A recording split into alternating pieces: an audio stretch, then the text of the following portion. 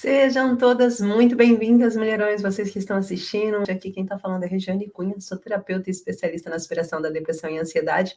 E é um prazer estar passando aqui a ansiedade. E o primeiro ponto que eu tenho que explicar para vocês é que a ansiedade é sim uma doença, mas é uma doença de ordem psicossomática. O que isso quer dizer?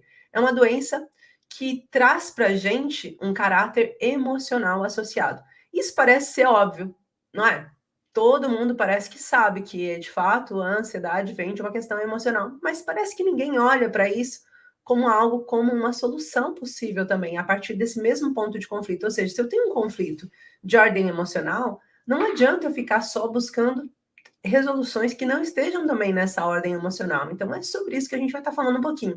E ela é categorizada pela Organização Mundial da Saúde como uma doença psicossomática. Então, ela de fato, é uma situação que você consegue ver os sintomas e só através dos sintomas que você consegue entender se aquela pessoa tem ansiedade ou não. Então, é preciso somar 2, 3, até 4 sintomas para a gente ter certeza que uma pessoa tem ansiedade, né? E quando que a gente passa a ter certeza? Quando os sintomas demonstram que ela está com ansiedade. Quando aqueles sintomas já transbordaram o seu copo. Eu costumo muito trazer a analogia do copo, porque, de fato, é como se fosse um copo. Você vai passando, vai guardando aquilo, né? Se a gente estiver falando de um trauma acumulativo, você vai guardando gotinhas dentro do seu copo, vai lidando com aquela situação que te incomoda, como se fosse um calo no seu sapato, mas você continua andando com aquele sapato. Aí, em determinado momento, o que acontece? Você, sem querer, não consegue mais andar com aquele sapato, porque o calo está apertando muito, os sintomas começam a ficar muito fortes. Então, a ansiedade, ela passa a virar uma coisa muito maior quando os sintomas aparecem. Mas, na verdade, aquele calo já estava lá, magoando, só que você não estava sentindo ainda. Só quando ele vem para fora que você percebe. E quando você vem para fora, então, é através do quê? Já de crises de ansiedade. Porque, normalmente, é muito raro a mulher começar a notar. Se vocês notarem os sinais de alerta da ansiedade, você consegue entender e até chegar na origem mais rápido e se livrar da ansiedade muito mais rápido, sem tantos danos colaterais. Quais são os primeiros sintominhas, né, que surgem? Aqueles tremores, quando você fica muito nervosa. Algumas pessoas, manchas, dependendo do tecido que ficou associado à sua ansiedade. A questão da aceleração cardíaca, né, o formigamento na mão, uma sensação de dormência na mão esquerda, no braço esquerdo, na perna esquerda, que são os princípios do estresse também. E por isso muita gente acaba deixando acontecer e pensa assim, bem, na verdade eu acho que eu tô com estresse. E vai deixando. Só que quanto mais a gente vai negligenciando isso, mais a ansiedade vai tomando conta, mais ela vai ficando poderosa, mais ela vai ficando maior. E daí, mais eu preciso de combater os sintomas que estão associados com ela.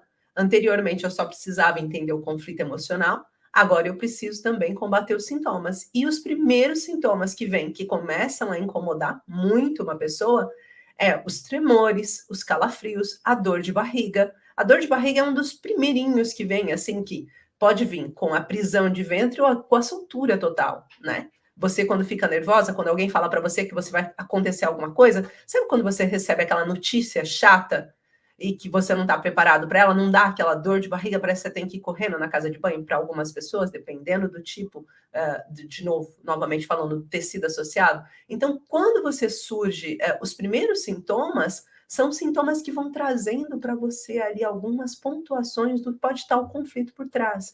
Só que a gente vai negligenciando. E daí vai somando, né? Doença psicossomática, vai somando mais emoções, mais energias, mais dores, e a gente vai guardando, e daí a gente começa a ter dificuldade de lidar com o nosso dia a dia. Os pensamentos acelerados, por exemplo, é uma constante dentro da ansiedade. É uma constante e uma crescente, é como se fosse uma grande bola de neve que vai se formando à nossa volta, e às vezes ela acaba derrubando a gente, porque a gente dispara com uma crise de ansiedade. Então, são os pensamentos associados. Então, falando disso de uma forma assim mais simples para que todas vocês consigam perceber, quando a gente pensa em falar sobre os benefícios de você começar a trabalhar na origem, de você conseguir encontrar a origem da sua ansiedade, o que fez com que você entrasse em ansiedade, quando você encontra a origem da sua ansiedade, você consegue ter uma diminuição do seu tempo da superação, mas é uma diminuição muito significativa. E o primeiro ponto que eu quero trazer desses benefícios é exatamente isso.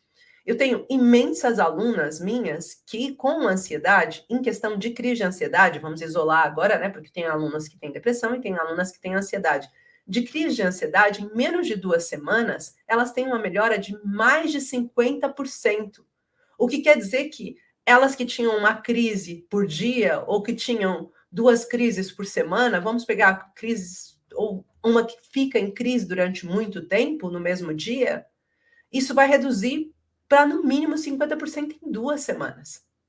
E isso é um resultado muito mais forte, muito mais eficaz do que o próprio medicamento, que você precisa tomar de 4 a 6 semanas para você ver uma redução, uma melhora, sem contar com os efeitos colaterais. Então, eu acho sim que trabalhar a origem é sempre, para mim, o melhor caminho, é a melhor escolha. De tudo que eu estudei, eu sempre falo isso e trago com muito carinho, de todas as terapias que eu já tirei, de todos os cursos, os seminários, de todas as formações que eu fiz, encontrar a origem da sua ansiedade, da sua depressão, vai fazer com que o seu tempo de cura seja muito menor e muito mais forte, porque você não só aprende a lidar com o que aconteceu no passado, como aprende a lidar com eventuais situações que possam surgir no seu futuro.